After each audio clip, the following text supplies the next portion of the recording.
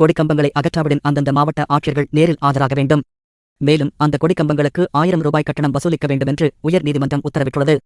மதுரை மாவட்டத்தைச் சேர்ந்த அதிமுக நிர்வாகி சித்தன் என்பவர் தங்கள் பகுதியில் கொடிக்கம்பம் நடுவதற்கு அனுமதி கேட்டு உயர்நீதிமன்ற மதுரை கிளையில் கடந்த ஜனவரி மாதம் வழக்கு தாக்கல் செய்தார். இந்த மனுவை விசாரித்த நீதிமன்றம் தமிழகம் முழுவதும் சாலையோரங்கள் மற்றும் பொது இடங்களில் வைக்கப்பட்டுள்ள அரசியல் கட்சிகளின் கொடிக்கம்பங்களை அகற்ற வேண்டும் என்று உத்தரவிட்டது. நீதிமன்றத்தின் இந்த உத்தரவுக்கு அரசியல் கட்சிகள் எதிர்ப்பு தெரிவித்தனர்.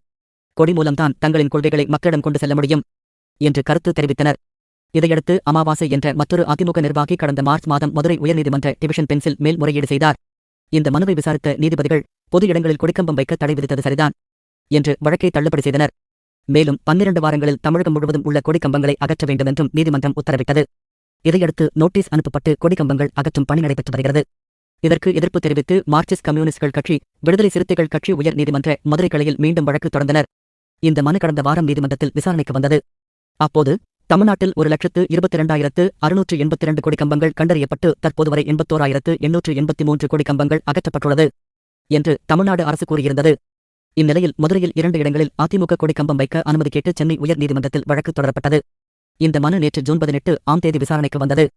அப்போது பொது இடங்களில் வைக்கப்பட்டுள்ள கொடிக்கம்பங்களை அகற்ற பிறப்பித்த உத்தரவை முழுமையாக அமல்படுத்த வேண்டும் என்று தமிழ்நாடு அரசுக்கு சென்னை உயர்நீதிமன்றம் உத்தரவிட்டது. மேலும் கடந்த ஜனவரி மாதமே கொடிக்கம்பங்களை அகற்ற பிறப்பித்த உத்தரவு இன்னும் முழுமையாக அமல்படுத்தாதை சுட்டிக்காட்டி நீதிமன்றம் அதிருப்தி தெரிவித்தது. மேலும் வருகிற ஜூலை 2 கொடிக்கம்பங்களை அகற்றாவிட்டால் சம்பந்தப்பட்ட மாவட்ட ஆட்சியர்கள் நேரில் ஆஜராக வேண்டும்.